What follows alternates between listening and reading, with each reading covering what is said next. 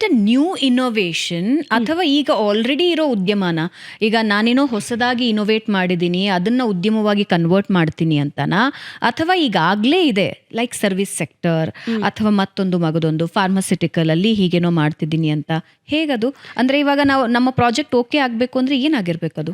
So new ಉದ್ಯಮಕ್ಕೆ ಜಾಸ್ತಿ ಒತ್ತು ಕೊಡ್ತಾರೆ, ನ್ಯೂ ಇನೋವೇಷನ್ಗೆ ಜಾಸ್ತಿ ಒತ್ತು ಕೊಡ್ತಾರೆ. ನೀವು ಆಗಲೇ ಉದ್ಯಮ ನಡೆಸ್ತಿದ್ರೆ ಅಲ್ಲಿ ಇನ್ನೋವೇಟಿವ್ ಆಗಿ ಬೇರೆ ಏನೋ ಒಂದು ಇಂಟ್ರೊಡ್ಯೂಸ್ ಏನಾದರೂ ಮಾಡ್ತಾ ಇದ್ದೀರಾ, ಆ ಐಡಿಯಾ ಆ ಟೆಕ್ನಾಲಜಿನ ನೀವು ಪ್ರೆಸೆಂಟ್ ಮಾಡಬೇಕಾಗಿ ಬರುತ್ತೆ. ತುಂಬ ಜನ ಸ್ಟಾರ್ಟಪ್ಸಿಗೆ ಸಿಕ್ಕಿದೆ, ಬಿಯಾಂಡ್ ಬ್ಯಾಂಗ್ಳೂರ್ ಸ್ಟಾರ್ಟಪ್ಸ್ಗೂ ಸಿಕ್ಕಿದೆ. ಬಿಯಾಂಡ್ ಬ್ಯಾಂಗ್ಳೂರ್ ಅಂದರೆ ಬೆಂಗಳೂರು ಬಿಟ್ಟು ಈಗ ತುಮಕೂರು, ದಾವಣಗೆರೆ, ಕಲಬುರ್ಗಿ ಈ ಥರ ಬೇರೆ ಬೇರೆ ಸಿಟಿನಲ್ಲಿರೋರಿಗೆ ಎಸ್ಪೆಷಲಿ ಆ ಸ್ಕೀಮು ಅವ್ರಿಗೆ ಮಾತ್ರ ರಿಸರ್ವ್ಡು. ಬಿಕಾಸ್ ಬೆಂಗಳೂರಲ್ಲಿರೋರು ಜಾಸ್ತಿ ಕಾಂಪಿಟೇಷನ್ ಹೈ ಇರುತ್ತೆ, because it is a startup hub. But ಇಲ್ಲಿರೋರ ಜೊತೆ ಅಲ್ಲಿರೋರು ಕಾಂಪೀಟ್ ಮಾಡೋದು ಸರಿಯಲ್ಲ ಅಂದ್ಬಿಟ್ಟು ಎಕ್ಸ್ಕ್ಲೂಸಿವ್ಲಿ ಬಿಯಾಂಡ್ ಬ್ಯಾಂಗ್ಳೂರ್ ಇರೋರಿಗೆ ಕೂಡ 50 lakh rupees ಸೆಪ್ರೇಟ್, ಅವ್ರದೇ ಸೆಪ್ರೇಟ್ ಸ್ಕ್ರೀನಿಂಗ್ ನಡೆಯುತ್ತೆ, ಅವ್ರದೇ ಸೆಪ್ರೇಟ್ ಒಂದು ಇದು ಶಾರ್ಟ್ ಲಿಸ್ಟ್ ಮಾಡ್ತಾರೆ. 50 lakh rupee ಹಂಚಿಕೆನಾ ಒಬ್ಬರಿಗೆ? ಒಬ್ಬರಿಗೆ 50 lakh rupees. ಸೊ ಅದು ನಮ್ಮ ಪ್ಲಾನಿಂಗ್ ಮತ್ತೆ ನಮ್ಮ ಪ್ರಿಪರೇಷನ್ ಹಾಗೆ ಇರಬೇಕಾಗುತ್ತೆ. ಹೌದು. ತುಂಬ ಜನಕ್ಕೆ ಅವೇರ್ನೆಸ್ ಇಲ್ಲ ಇದ್ರ ಬಗ್ಗೆ. ಖಂಡಿತವಾಗೂ ಅವೇರ್ ಮಾಡ್ಕೋಬೇಕು. ಇದೆಲ್ಲ ಸ್ಕೀಮ್ಗೂ ಅವೈಲೇಬಲ್ ಇದೆ.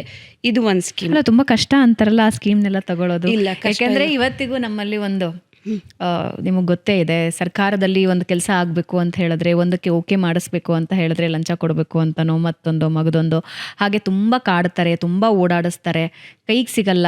ನಮ್ಮಂಥವ್ರಿಗೆಲ್ಲ ಸರ್ಕಾರದ ಈ ಸ್ಕೀಮ್ಸ್ ಎಲ್ಲ ಅಂತ ಅಂತಾರೆ. ಡಿಫಿಕಲ್ಟ್ ಅದು? No, especially elevate scheme. ನಾನು ನಿಜವಾಗ್ಲೂ ಹೇಳ್ತಾ ಇದ್ದೀನಿ, ನಾನು ಒನ್ ಆಫ್ ದ ಜ್ಯೂರಿ ಆಗಿದೆ ಈ ಸ್ಕೀಮ್ಗೆ. ಇದರಲ್ಲಿ 1% ಕರಪ್ಷನ್ ಇಲ್ಲ, because this is exclusively to support entrepreneurs.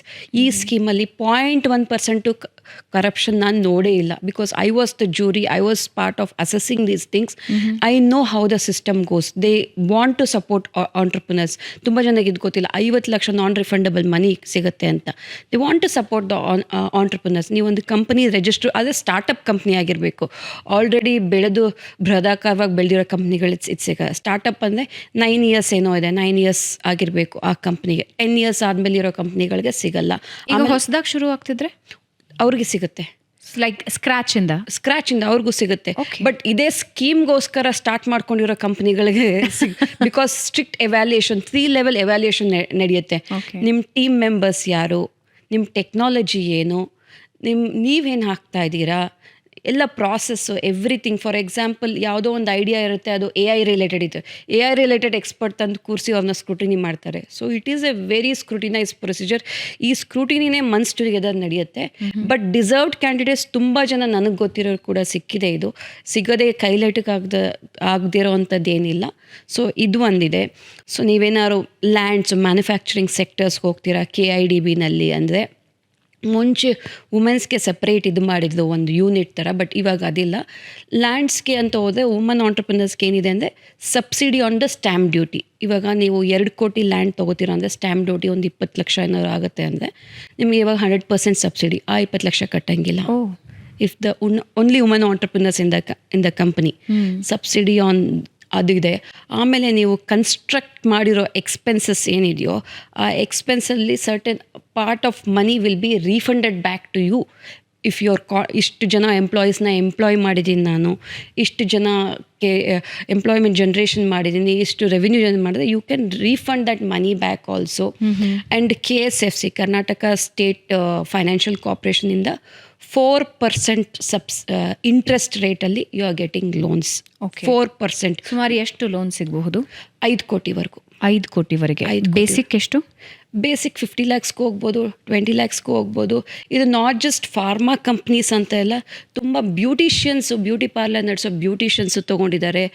4%ಅಲ್ಲಿ ಇದು SC ST ಮಾತ್ರ ಇತ್ತು ಮುಂಚೆ ಸ್ಕೀಮು. ಆಮೇಲೆ ವುಮೆನ್ ಆಂಟ್ರಪ್ರಿನರ್ಸ್ಗೂ ಇದೆ ಇದು 4%. ಬಟ್ ಇವಾಗ ಪ್ರೈವೇಟ್ ಲಿಮಿಟೆಡ್ ಕಂಪ್ನಿ ಆದರೆ 2 ವುಮೆನ್ನೇ ಇರಬೇಕು. ಒಬ್ಬರು ವುಮೆನ್ ಇದ್ದು ಒಬ್ಬರು ಮೆನ್ ಇದ್ದರೆ ಆಗೋದಿಲ್ಲ. 100% it will be women entrepreneurs. So ಈ ಥರ lot of opportunities is there. ಆಪರ್ಚುನಿಟೀಸನ್ನು ನಾವು ಯೂಟಿಲೈಸ್ ಮಾಡ್ಕೋಬೇಕು ಅಂತ ಹೇಳಕ್ಕೆ ಇಷ್ಟಪಡ್ತೀನಿ. ಇತ್ತೀಚೆಗೆ ಹಾಸ್ಪಿಟಾಲಿಟಿ ಬಿಸ್ನೆಸ್ ತುಂಬ ಓಡ್ತಾ ಇದೆ, ಇನ್ಕ್ಲೂಡಿಂಗ್ ಬ್ಯಾಂಗ್ಳೂರ್. ಓವರಾಲ್ ಇಂಡಿಯಾದಲ್ಲಿ ಹಾಸ್ಪಿಟಾಲಿಟಿ ಬಿಸ್ನೆಸ್ ಲೈಕ್ Airbnb ಇಂದ ಹಿಡಿದು ಹೋಟೆಲ್ಸಿಂದ ಹಿಡಿದು ಈ ಉದ್ಯಮ ಕ್ಷೇತ್ರದಲ್ಲಿ ಯಾರಾದರೂ ಇಂಟ್ರೆಸ್ಟೆಡ್ ಇದ್ರೆ ಏನಾದರೂ ಆಪ್ಷನ್ಸ್ ಇದೆಯಾ? ಡೆಫಿನೆಟ್ಲಿ KSFC ಇಂದ ಲೋ ಇಂಟ್ರೆಸ್ಟ್ ಲೋನ್ ಸಿಗುತ್ತೆ. ಆಮೇಲೆ ಮುದ್ರಾ ಯೋಜನೆ ಅಂತ ಏನಿದೆ, 10 lakh rupees ಲೋನ್ ಇದೆ. There's lot of schemes. ಅವ್ರ ಬ್ಯಾಂಕರ್ಸ್ ಜೊತೆ ನಿಮ್ಮ ರಿಲೇಷನ್ಶಿಪ್ ಏನಿದೆ ಅನ್ನೋದು ಇಂಪಾರ್ಟೆಂಟ್ ಆಗುತ್ತೆ. If you have a good CIBIL score. ನಾನು ಎಲ್ಲರಿಗೂ ತುಂಬ ಜನ ಇಗ್ನೋರ್ ಮಾಡ್ತಾರೆ ಸಿಬಿಲ್ ಸ್ಕೋರ್ನ. Very important. ಯಾವುದೋ ಒಂದು ಲೋನ್ ಕಟ್ಟಿರಲ್ಲ, ಯಾವುದೋ ಒಂದು ಕ್ರೆಡಿಟ್ ಕಾರ್ಡ್ ಬಿಲ್ ಕಟ್ಟಿರಲ್ಲ, ಯಾವುದೋ ಒಂದು ಮಾಡಿರಲ್ಲ, ಅದು ನೀವು ಯಾವಾಗ ಒಂದು ಉದ್ಯಮಕ್ಕೆ ಹೋಗಿ ನೀವು ಲೋನ್ಗೋಸ್ಕರ ಹೋಗ್ತಿರಲ್ಲ, this is a first criteria check ಮಾಡೋದು ಸಿಬಿಲ್ ಸ್ಕೋರ್. ಅಂದ್ರೆ ಸಾಲ ಜಾಸ್ತಿ ಮಾಡಿರ್ಬೇಕು.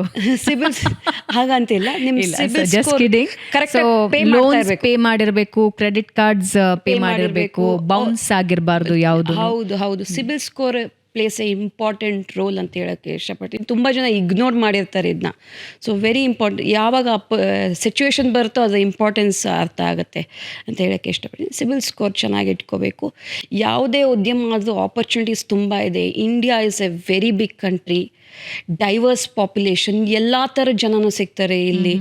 ಒಂದು small buyers, medium size buyers, elite buyers, premium products ತೊಗೊಳಕ್ಕೂ ಜನ ಇದ್ದಾರೆ, ಮಿಡ್ ಸೈಜ್ ಪ್ರಾಡಕ್ಟ್ ತೊಗೊಳಕ್ಕೂ ಜನ ಇದ್ದಾರೆ, ಸ್ವಲ್ಪ ಲೋ ಪ್ರಾಡಕ್ಟ್ಸ್ ತೊಗೊಳಕ್ಕೂ ಜನ, ಎಲ್ಲ ಥರದ ಜನನೂ ಇದ್ದಾರೆ ಇಲ್ಲಿ. ಡೈವರ್ಸಿಫೈಡ್ ಪಾಪ್ಯುಲೇಷನ್ ಇದೆ. ಸೊ ಆಪರ್ಚುನಿಟಿ ಇಸ್ ಹ್ಯೂಜ್ ಅಂತ ಹೇಳೋಕ್ಕೆ ಇಷ್ಟಪಡ್ತೀನಿ ಭಾರತದಲ್ಲಿ. ಅದಕ್ಕೆ ನಾನು ಇಂಡಿಯಾ ಬಿಟ್ಟು ಹೋಗೋಕ್ಕೆ ಯಾವತ್ತೂ ಇಷ್ಟಪಡೋದಿಲ್ಲ. Though have opportunities other countries and I feel here the opportunity lies big. ಇಲ್ಲಿ ಇಲ್ಲಿ ಉದ್ಯಮ ಮಾಡಬೇಕು, ಬೇರೆ ದೇಶಗಳಿಂದ ಪ್ರಾಜೆಕ್ಟ್ಗಳನ್ನ ಇಲ್ಲಿಗೆ ತರಬೇಕು ಅನ್ನೋದೇ ನನ್ನ ಕನಸು.